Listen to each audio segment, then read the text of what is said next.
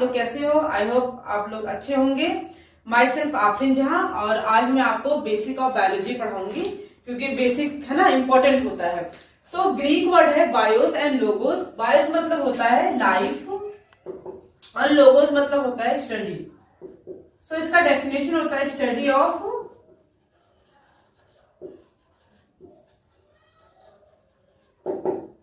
Living organism. ठीक है, और कुछ साइंटिस्ट के नाम है, जैसे फादर ऑफ बायोलॉजी कौन है? एरिस्टोटल, 384 से 322 बीसी। ये डेट याद रखना, ये एग्जाम के पॉइंट ऑफ व्यू से इंपॉर्टेंट होते हैं।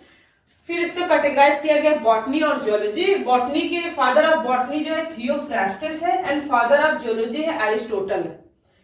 इनकी फेमस बुक जो है थियोफ्रास्टस की, जैसे हिस्टोरिया प्लांटेरम, ये इनकी फेमस बुक है। एरिस्टोटल का हिस्टोरिया एनिमेलियम, ये इनकी फेमस बुक है। मैं इसलिए बता रही हूँ क्योंकि ये इंपॉर्टेंट बुक है, और हिस्टोरिया प्लांटेरम जो है ये सबसे ओल्डेस्ट बुक है फॉर द प्लांट के लिए।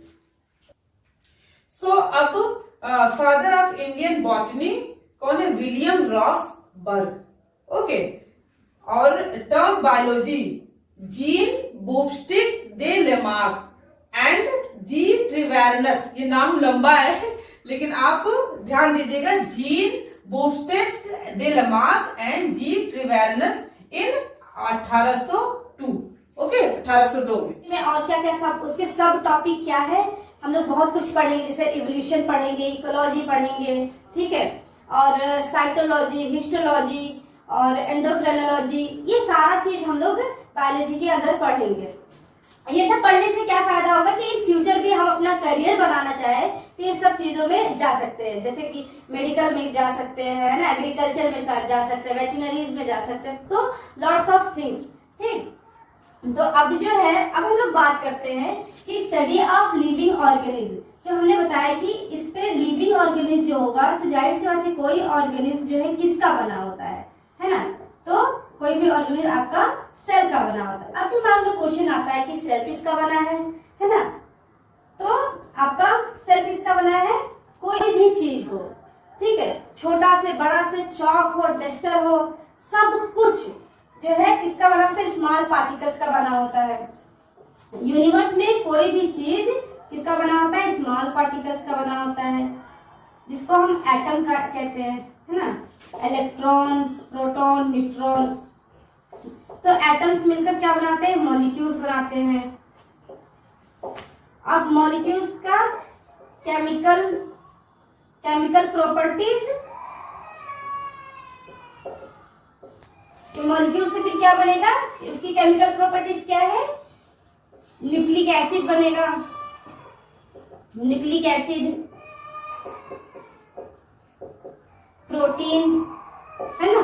तो अब न्यूक्लिक एसिड या प्रोटीन, न्यूक्लिक एसिड से क्या बनता है? डीएनए, आरएनए बनेगा। डीएनए क्या होता है? Deoxy ribo nucleic acid, RNA क्या होता है? Ribo nucleic acid. तो हम ये कह सकते हैं कि सेल जो है वो इनडायरेक्टली बना है स्मॉल पार्टिकल्स का। ठीक, तो स्मॉल पार्टिकल्स का सेल हमारा बना है, और फिर न्यूक्लिक एसिड एंड प्रोटीन से डीएनए और आरएनए। तो न्यूक्लिक एसिड से डीएनए और आरएनए बना। डीएनए और आरएनए ये क्या होते हैं? डीएनए आपका क्या होता है? जेनेटिक मटेरियल होता है। ये जेनेटिक मटेरियल जो होता है, यही जो होते हैं आपके पेरेंट्स से ऑफस्प्रिंग। अभी हम लोग सब सिर्फ और सिर्फ बेसिक पढ़ रहे हैं। तो हम लोगों ने क्या पढ़ा था कि सेल किसका बना होता है? स्मॉल पार्टिकल, जैसे आपका एटम हो गया। ठीक, तो एटम से आपका सेल हो गया, सेल से आपका टिश्यू, है ना, ऑर्गन, फिर ऑर्गन सिस्टम,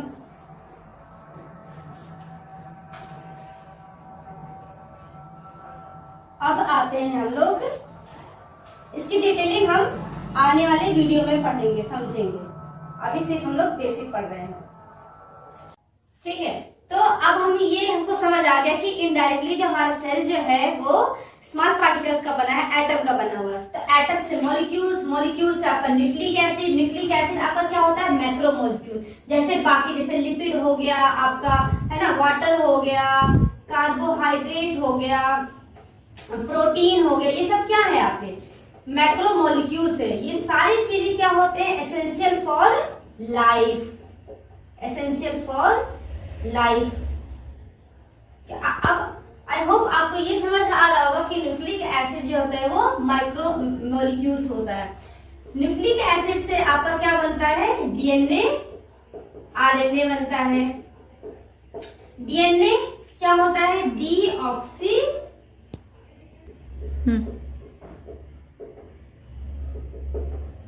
ठीक, डीएनए और RNA, DNA deoxy ribo nucleic acid, RNA ribo nucleic acid. Nucleotide का बना, न्यूक्लियोटाइड में क्या होता है, नाइट्रोजिनस बेसिस होता है, शुगर होता है और पेंटोस शुगर होता है और फॉस्फेट, बेस, शुगर, फॉस्फेट, ये तीनों मिलकर क्या बनाते हैं, न्यूक्लियोटाइड्स। कि न्यूक्लियोटाइड का सीक्वेंस जो होता है वो डीएनए या आरएनए का होता है। नाइट्रोजनस बेस, शुगर, फॉस्फेट, ये तीनों मिलकर क्या बनाते हैं, न्यूक्लियोटाइड्स होते हैं, ठीक। और राइबोन्यूक्लिक एसिड, ये आपका हो गया न्यूक्लिक एसिड जो कि मैक्रोमोलिक्यूल्स हो गया। अच्छा, डीएनए एंड आरएनए में क्या डिफरेंस है, ये दोनों आपके जेनेटिक मटेरियल होता है, ठीक। आरएनए किसके केस में होता है, जेनेटिक मटेरियल, जैसे मैंने आपको बताया वायरस के केसेस में। और क्या होता है, नाइट्रोजनस बेस की अगर जो मैं बात करूं तो इसमें 4 होते हैं, एडेनिन होता है, गुआनिन होता है, साइटोसिन होता है, थाइमिन। ध्यान देने वाली बात ये है कि आरएनए में जो थाइमिन की जगह पे क्या होता है, यूरासिल, बाकी सब सेम होता है।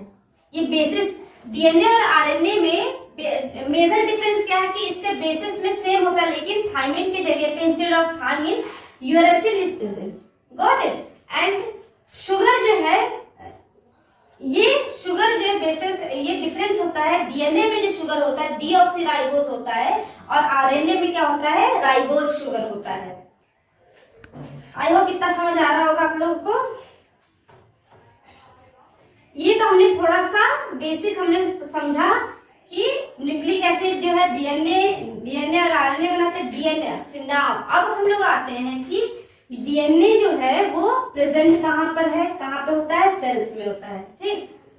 तो अब डीएनए जो है वो कहाँ पर होता है, सेल में होता है, मतलब आपका क्रोमोसोम,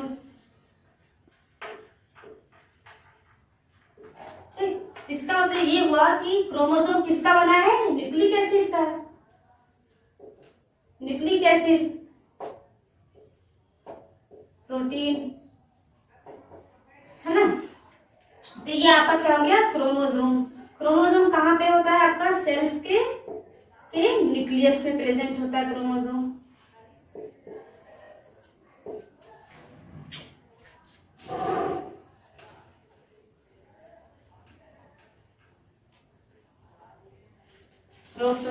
प्रोटोप्लाज्म होता है, प्रोटोप्लाज्म।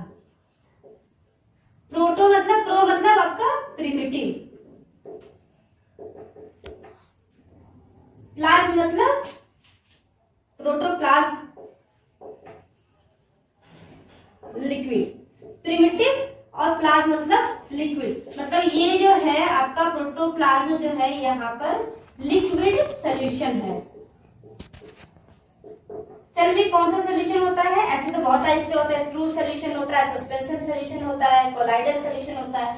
तो सेल्स में कौन सा सोल्यूशन होता है, कोलाइडल सोल्यूशन, क्योंकि सेल्स के अंदर protein plus liquid.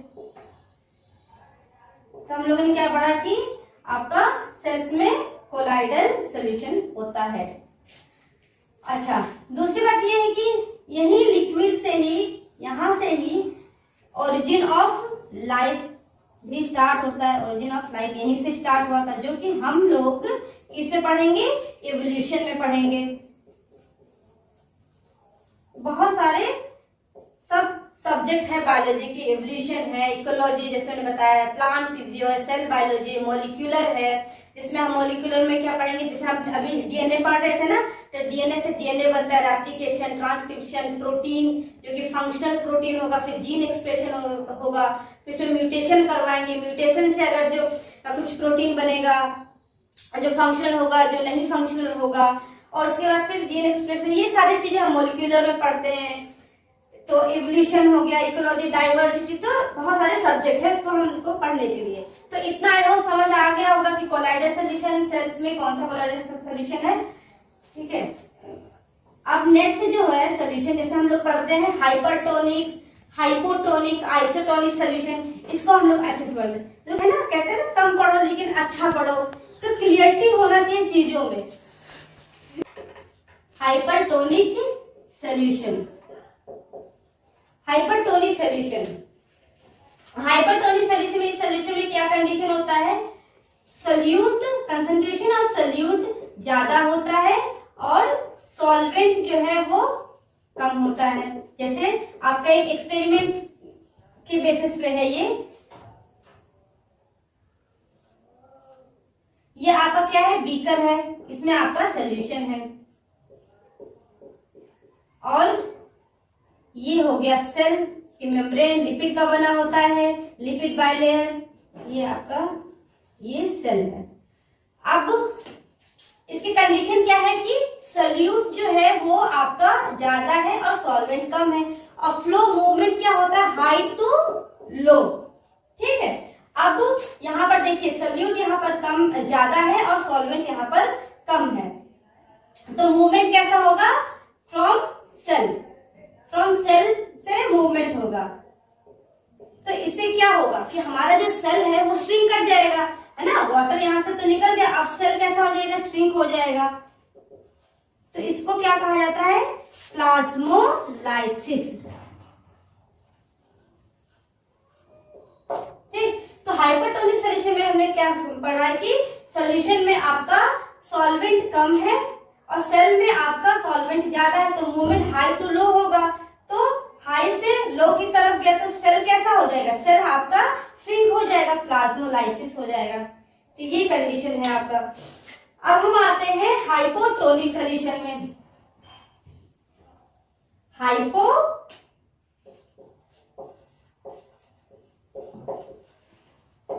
Hypotonic solution condition opposite हो जाएगा, सोल्यूट इसमें क्या है, कम हो जाएगा और सॉल्वेंट इसमें ज्यादा हो जाएगा, और मूवमेंट क्या है, हाई टू लो, ये तो है ही।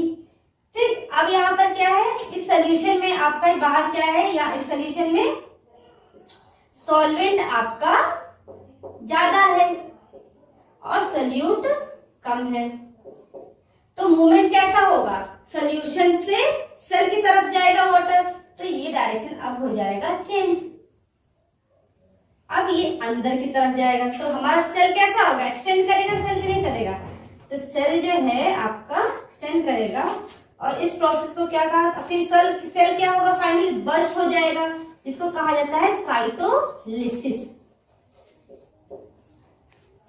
ठीक, इतना समझ आ गया आप लोगों को। अब हम लोग हमने हाइपरटोनिक पढ़ लिया, हाइपोटोनिक, अब आइसोटोनिक सॉल्यूशन पढ़ते हैं। आइसोटोनिक सॉल्यूशन में क्या होता है, जिसमें कंसंट्रेशन आपका इक्वल हो,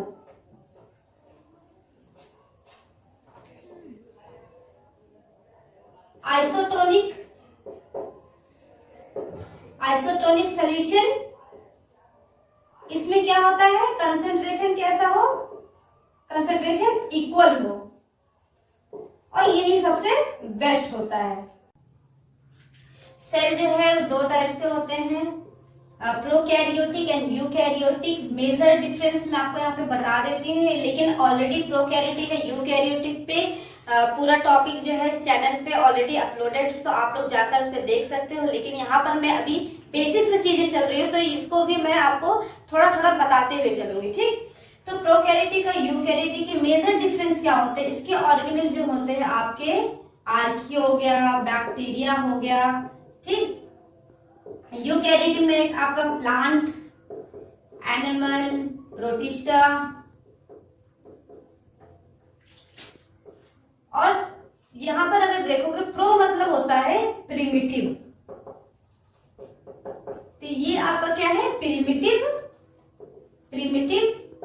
सेल, और यूकैरियोटिक में आपका एडवांस सेल, जैसे आपका प्लांट हो गया, एनिमल हो गया, प्रोटिस्टा वगैरह हो गया, फंजाई हो गया, ठीक है। और प्रोकैरियोटिक में न्यूक्लियस नहीं होता है, ठीक है, न्यूक्लियस इसमें नहीं होता है, इसमें न्यूक्लियस होता है। इसमें जो भी आपके सेल ऑर्गेनल्स होते हैं, जैसे आपका सेल है, न्यूक्लियस है, साइटोप्लाज्म है, साइटोप्लाज्म में आपके सेल ऑर्गेनल्स जो है प्रेजेंट होते हैं। सेल ऑर्गेनल्स में मेम्ब्रेन जो है, प्रोकैरियोटिक में मेम्ब्रेन नहीं होता है, मतलब मेम्ब्रेन लेस होता है। मेम्ब्रेन बाउंड सेल ऑर्गेनल नहीं होता है और इसमें प्रेजेंट होता है। तो ये आपका बेसिक और मेजर डिफरेंस है। और इसमें आपका प्रोकैरियोटिक में एक ही कंपार्टमेंट होता है, जैसे आपका साइटोप्लाज्म, उसी में आपका डीएनए प्रेजेंट होता है। जैसे यूकैरियोटिक के केसेस में देखो कि आपको न्यूक्लियस में डीएनए प्रेजेंट होता है, डीएनए से डीएनए होगा, रेप्लिकेशन होता है, फिर आपका एमआरएनए बनता है, ट्रांसक्रिप्शन जिसको कहा जाता है। तो ये आपका डीएनए है साइटोप्लाज्म में, यहाँ पर जो डीएनए है वो आपका न्यूक्लियस में है। ये बेसिक डिफरेंस है। और यूकैरियोटिक में जो हमारा डीएनए होता है वो आपका प्रोटीन से अटैच होता है। प्रोटीन जो कि क्या होता है, ये किसका होता है, बेसिक अमीनो एसिड का बना होता है। बेसिक अमीनो एसिड जैसे लाइसिन,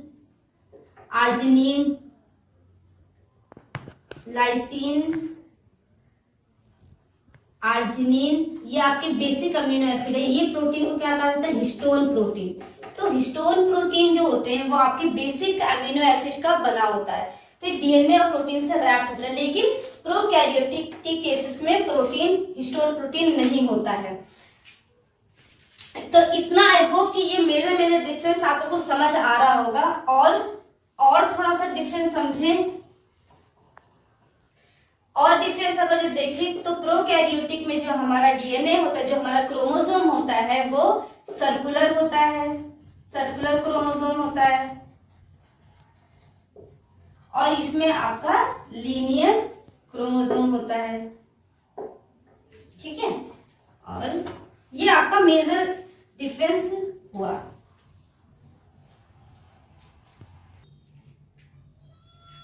यस, अब क्रोमैटिन, क्रोमोसोम, क्रोमैटिन, इन तीनों में क्लियरिटी नहीं आ पाता है कि क्या एक्चुअल में क्रोमैटिन किसको कहा जाता है, क्रोमोसोम किसको कहा जाता है क्रोमैटिन में।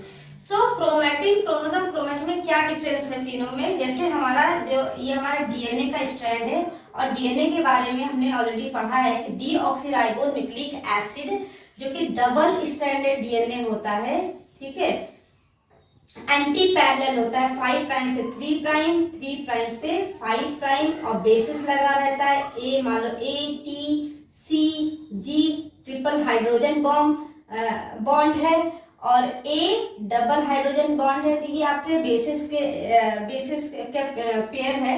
तो ये हमारा डीएनए हो गया ये, और आपका ये हिस्टोन प्रोटीन हो गया। जिससे पहले मैंने जो आपको बताया था कि यूकैरियोटिक के केसेस में डीएनए जो है अटैच रहता है, रैप रहता है आपके हिस्टोन प्रोटीन से। तो कुछ हमारा इस तरह से डीएनए होता है। क्रोमैटिन के केसेस में सबसे पहले हम लोग क्रोमैटिन को समझते हैं। तो क्रोमैटिन कुछ नहीं होता है, डीएनए का स्ट्रैंड होता है और हिस्टोन प्रोटीन उस पर अटैच रहता है। तो ये क्या होता है, अनकंडेंस्ड रहता है। अब ये कंडेंस्ड नहीं है, अनकंडेंस्ड रहता है, ठीक। फिर अब हम क्रोमैटिन से आते हैं क्रोमोसोम पे। तो क्रोमोसोम उसको कहा जाता है जो आपका ऑलरेडी अनकंडेंस्ड था, अब क्या हो जाएगा, कंडेंस्ड हो जाएगा, ठीक है। तो ये ऐसे एकदम पास में कॉम्पैक्ट के फॉर्म में आ जाएगा, ठीक। यहाँ पे देखो दूर रहती है, यहाँ पे एकदम कॉम्पैक्ट में आ जाएगा। तो ये क्या आ गया, एज मच कंडेंस्ड। और इसको माइक्रोस्कोप से इजीली आप देख सकते हो। तो आपका ये क्रोमैटिन अनकंडेंस्ड है, क्रोमोसोम जो होगा वो कंडेंस्ड आ गया। अब इस कंडेंस्ड क्रोमोसोम, मान लो ये आपका क्या है, एक कंडेंस्ड क्रोमोसोम है। अब इसका क्या होगा, रेप्लिकेशन होगा। रेप्लिकेशन मैंने आपको बताया कि रेप्लिकेशन क्या होता है, जैसे यहाँ पे मैं आपको थोड़ा सा, अभी हम बेसिक चल रहे हैं तो बेसिक में बता दूं, रेप्लिकेशन क्या होता है, डीएनए की कॉपीज डीएनए से, क्योंकि हमें पता है डीएनए क्या होता है कि डीएनए प्रेजेंट होता है क्रोमोसोम में। क्रोमोसोम को तो ऐसे समझो आप लोग कि जैसे ऊन का गोला होता है, ठीक, ऊन के गोले को अगर जो आप उधेड़ोगे तो एक थ्रेड लाइक स्ट्रक्चर जो निकलता है वही आपका डीएनए होता है। तो आपका जो क्रोमोसोम है उसको उधेड़ोगे तो आपको जो डीएनए मिलेगा, तो वही डीएनए का अगर जो आइडेंटिकल कॉपीज बनाओगे एज इट इज वही कॉपीज जो है डीएनए का, तो वो आपका क्या होता है, रेप्लिकेशन। तो रेप्लिकेशन क्या होगा, डीएनए से फिर से डीएनए बनाना, यानी कि duplication of DNA identical copies, वो आपका होता है रेप्लिकेशन। तो यहाँ के केसेस में आप देखिए ये क्रोमोसोम है, ये सेंट्रोमेयर है, तो ये आपका रेप्लिकेशन होगा, तो एक क्रोमोसोम इसकी डबल कॉपीज हो जाए, आइडेंटिकल कॉपीज बन गया है। अब यहाँ पर ये देखिए ये अटैच होगा, इसको कहा जाता है सेंट्रोमेयर पे अटैच हो जाएगा। ये मैं आपको बहुत ही क्लियर और बेसिक चीज बता रही हूँ। तो ये आपका सेंट्रोमेयर से अटैच हो गया। यहाँ पर जो ये चीज, एक क्रोमोसोम दूसरा क्रोमोसोम जो आइडेंटिकल है, तो ये क्या हो गया, ये सिस्टर क्रोमोसोम हो गया, सिस्टर क्रोमोसोम हो गया। तो इसी को क्या कहा जाता है, क्रोमैटिड। ठीक है, इसका से आप जब सेल डिवीजन पढ़ोगे, प्रोफेज, मेटाफेज, एनाफेज, टीलोफेज, वहां पर सेल डिवीजन के टाइम में, तो ये आपका कैसे, ये प्रोफेज है ना, प्रोफेज, मेटाफेज, एनाफेज, जिसका सेपरेशन जो होता है वो एनाफेज का। ये आपको डिटेलिंग सब बताया जाएगा, पढ़ाया जाएगा, आप इससे परेशान नहीं होइए कि ठीक है। तो लेकिन धीरे धीरे चला, तो यहाँ तक आई होप आपको समझ आया होगा कि क्रोमैटिन क्या है, अनकंडेंस्ड है, क्रोमोसोम क्या है, कंडेंस्ड फॉर्म में है, और क्रोमैटिड क्या है, आपका सिस्टर क्रोमोसोम जो यहाँ पर आफ्टर रेप्लिकेशन, ध्यान देना, आफ्टर रेप्लिकेशन के बाद जो सिस्टर क्रोमोसोम है दैट इज कॉल्ड क्रोमैटिड, और इसका सेपरेशन आफ्टर एनाफेज होता है। आई होप आपको ये सब समझ आया होगा।